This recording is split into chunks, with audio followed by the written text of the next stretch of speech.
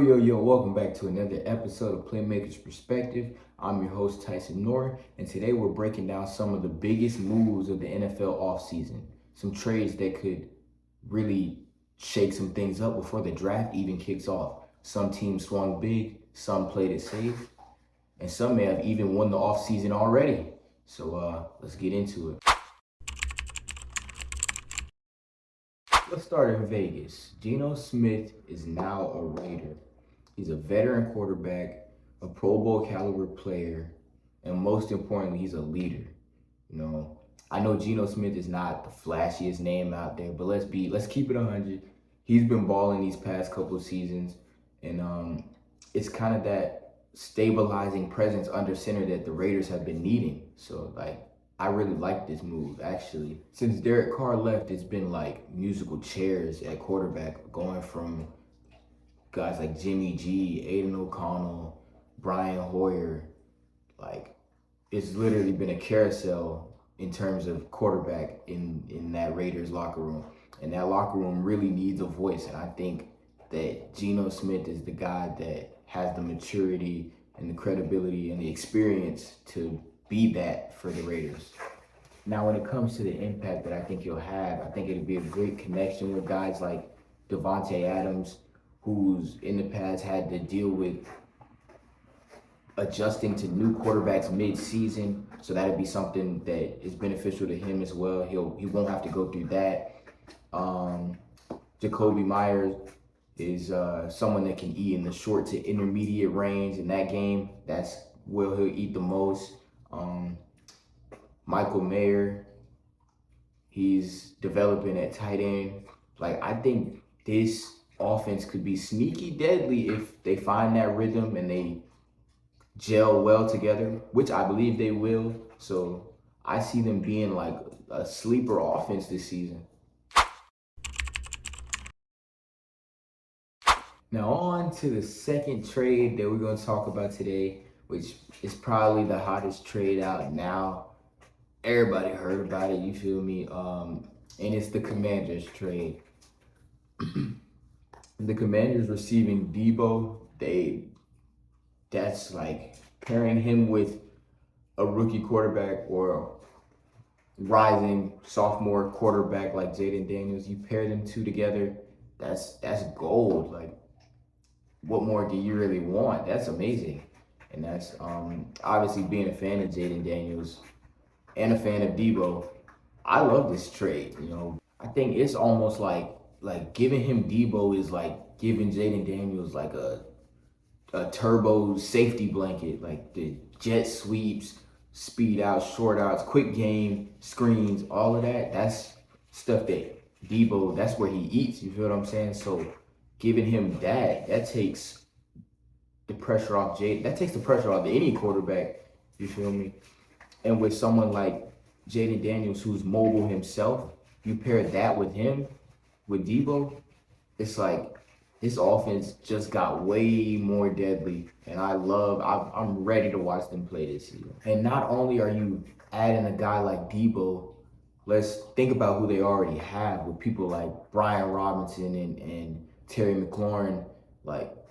That is going to be a nightmare for defenses. They have mismatches in their favor. They got the speed. They have a mobile quarterback, great play caller. This team really has taken it to another level just by adding a piece like that.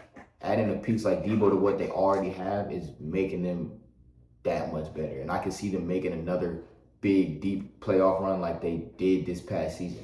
Now let's ask the tough question. Did the 49ers give up on Deebo too early, too soon? I don't know. Maybe they know something we don't about his health, there's a lot of things that we're not privy to as viewers, but it seems like a cap casualty move.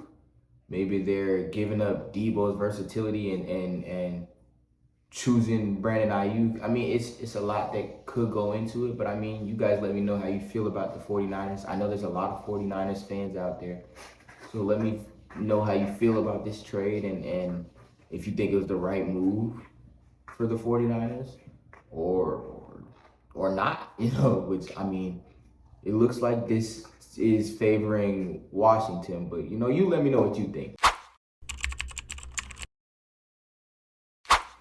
Speaking on protecting your rookie quarterback, the Washington Commanders weren't done by just getting Deebo. They went out and got Laremy Tunsil from the Houston Texans, and it looks like they're doing what it takes to build that team around their franchise quarterback.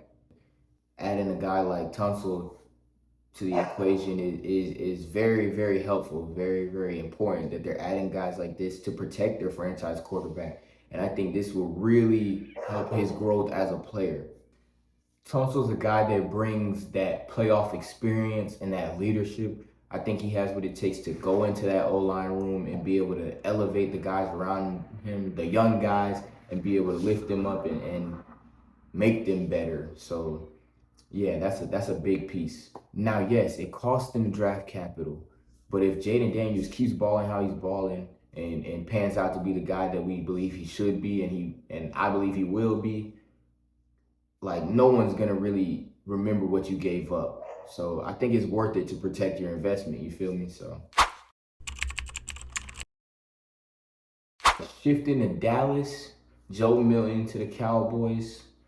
I think this is an upside swing. I mean, he has all of it. You know, big build, big frame, strong arm, probably the strongest arm we may have ever seen. He's a raw talent. So I think this is something that could work. I mean, I personally like him. I think he has a lot of upside, and I think as he develops, he could be really, really great. This feels like long-term planning. I think the Cowboys are saying if Joe Milton develops, we have a guy down the line that could back up Dak, a really good backup, or even replace him in a few years. I think that's kind of where their head is at, and I understand it. Now let's be honest. If Dak were to struggle in the playoffs again, right? You know how the fan base is. You know how everyone knows how the Cowboys fan base is. They're gonna be loud about it, and I think that could affect the energy and stir some things up in the QB room. Which even if Milton isn't ready, that could propose some things for the Cowboys.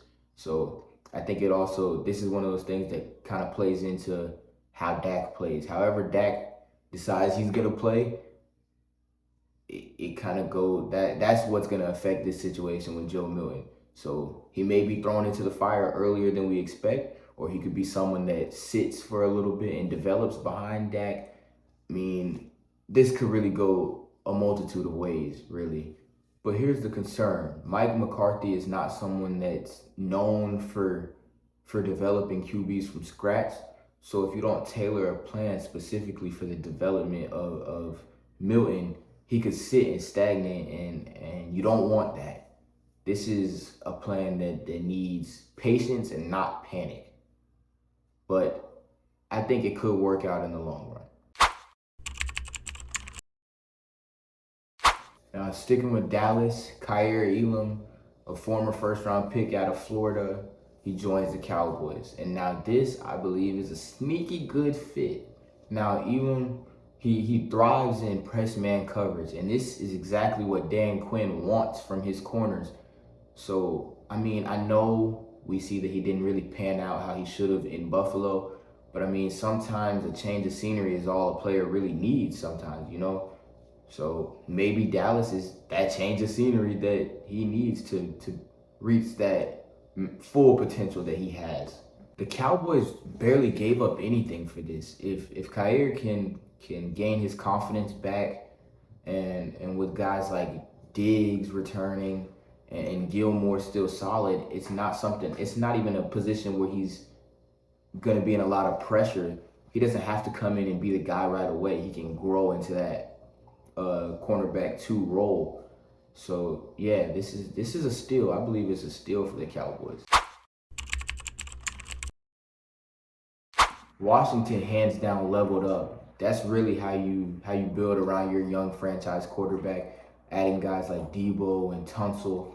And the Cowboys are, taking calculated swings and stacking depth. I think that's a sneaky W for the Cowboys too. But yeah, I like I like how it's looking so far. They really done shook some things up with these trades. I know the draft is approaching fast. You know, it'll be here soon.